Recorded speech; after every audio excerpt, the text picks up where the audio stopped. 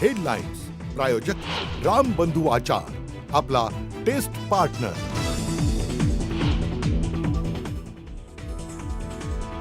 ज्यांच्याकडे नोंद त्यांनाच कुणबी दाखले मिळणार, सरसकट दाखले मिळणार नाहीत, मुख्यमंत्र्यांचं वक्तव्य।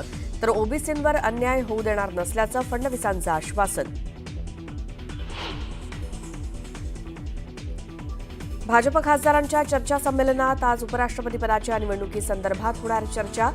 पंतप्रधान मोदी चर्चासत्रातील शेवटच्या सत्रात करणार संबोधन। बीडमध्ये लक्ष्मण हाकेंच्या रॅलीत वाल्मिक कराडच्या समर्थनार्थ घोषणाबाजी। संतोष देशमुख हत्या प्रकरणात कराड अटकेत।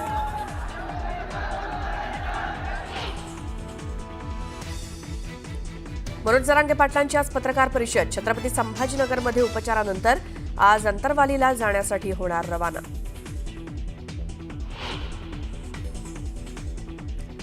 उपमुख्यमंत्री एकनाथ शिंदे आज छत्रपती संभाजीनगर दौऱ्यावर। शहरातील विविध विकास कामांसंदर्भात बैठक, तर संध्याकाळी पत्रकार परिषद घेणार। हिमाचल प्रदेशच्या मंडी आणि उत्तराखंडमध्ये पुन्हा ढगफुटी, दरड कोसळल्यामुळे रस्ते बंद। तर पुढील 48 तासासाठी गुजरात आणि राजस्थानला हवामान विभागाचा रेड अलर्ट।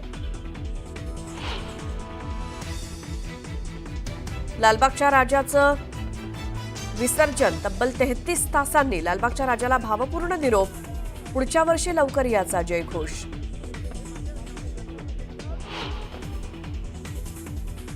काल देशात दिसलं वर्षातलं शेवटचं चंद्रग्रहण। 23 मिनिटांपर्यंत आकाशात दिसला ब्लड मून।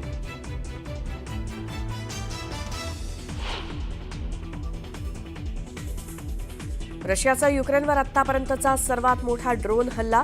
805 ड्रोन्स आणि 13 मिसाईल्स डागली युक्रेनवर। 13 जणांचा मृत्यू, तर 13,000पेक्षा जास्त लोक जखमी।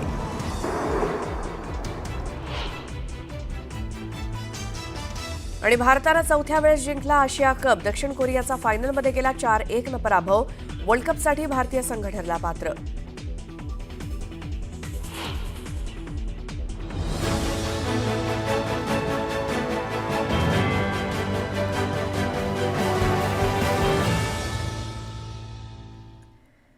नमस्कार, सुप्रभात। मी श्वेता, तुम्ही बघताय न्यूज 18 लोकमत। सकाळचे 7 वाजतायत आणि या बुलेटिनची सुरुवात एका महत्त्वाच्या बातमीनं।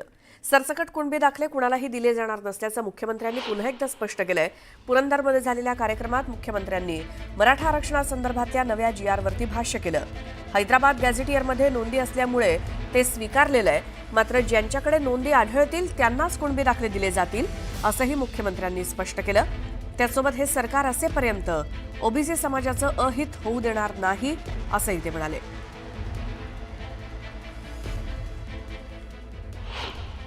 मराठवाड्याचे सगळे रेकॉर्ड हे हैदराबाद गॅझेटमध्ये होते आणि म्हणून आपण इंग्रजांचे रेकॉर्ड उपलब्ध नाही म्हणून हैदराबादचे गॅझेटमधले रेकॉर्ड चालतील अशा प्रकारचा निर्णय घेतलेला आहे।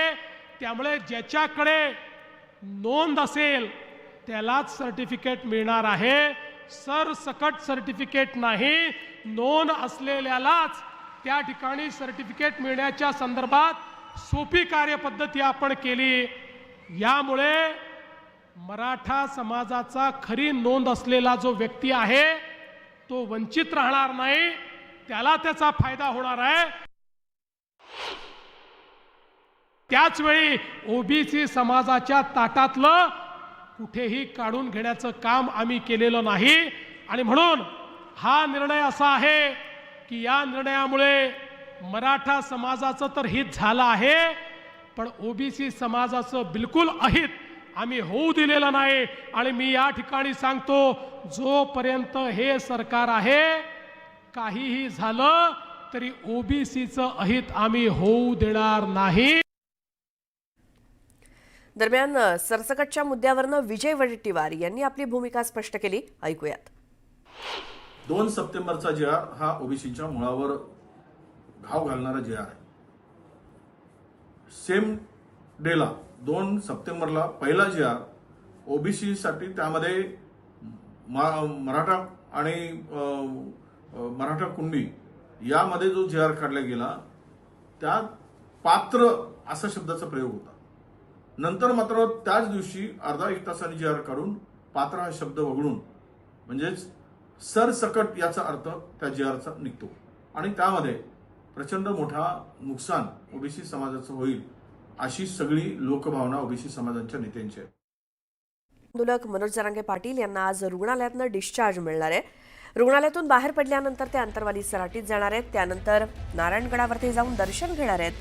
मुंबईतील आंदोलनादरम्यान त्यांची प्रकृती बिघडली होती, त्यामुळे त्यांना छत्रपती संभाजीनगरमध्ये रुग्णालयात दाखल करण्यात आलं होतं आणि आज त्यांना डिस्चार्ज मिळतोय.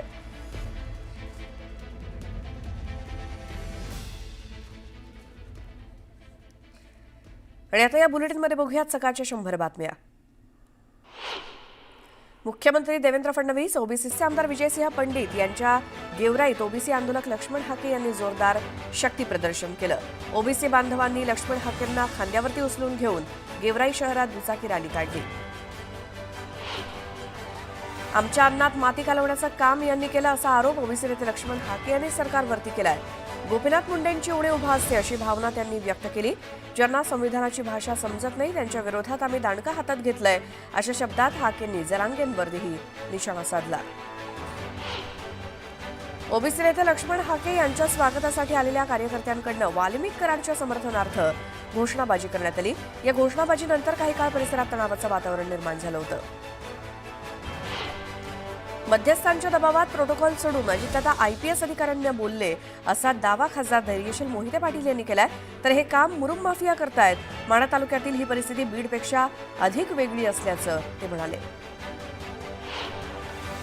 बीडच्या मांजरसुंबामध्ये मराठा आणि ओबीसी बांधव आमनेसामने आले होते. यावेळी जोरदार घोषणाबाजी करण्यात आली. दरम्यान पोलिसांच्या मध्यस्थीनं वादावर नियंत्रण मिळवण्यात आलं. ओबीसी आरक्षणाचं संरक्षण आणि कुणबी समाजाला स्वतंत्र आरक्षण देण्याच्या मागणीसाठी कुणबी सेनेकडून निर्धार सभेचं आयोजन करण्यात आलं होतं. आझाद मैदानावरती पार पडलेल्या निर्धार मेळाव्यातून आरक्षणाचा निर्धार करण्यात आला. मराठा आंदोलक सतीश देशमुख आणि महारुद्र खाकरे यांचा आंदोलनादरम्यान हृदयविकाराच्या झटक्यानं मृत्यू झाला होता. या आंदोलनाला जाण्यासाठी पैसे नसल्यामुळे भरत खरसाडे या आंदोलकाकडे पैसे नव्हते, त्यामुळे या आंदोलकांना आत्महत्या केली. दरम्यान या तीनही आंदोलकांच्या कुटुंबियांना फोन करून माजी मंत्री आमदार तानाजी सावंत यांनी त्यांचं पालकत्व स्वीकारत तीनही कुटुंबियांना प्रत्येकी 3 लाखांची मदत केली. कोल्हापुरातील शिक्षक बँकेच्या सभेत दरवर्षीप्रमाणे यावर्षी सुद्धा गोंधळ झाला. सत्ताधाऱ्यांकडून योग्य उत्तरं दिली जात नसल्याचा आरोप करत विरोधकांनी सभात्याग केला. सत्ताधाऱ्यांनी शिवराळ भाषा वापरल्याचं म्हणत विरोधकांनी जोरदार घोषणाबाजी केली. पुण्यातील राजगुरुनगर सहकारी बँकेच्या सर्वसाधारण सभेत सभासदांमध्ये जोरदार राडा झाला. संचालक मंडळाला प्रश्न विचारत असताना सभासदांमध्ये हाणामारी झाली.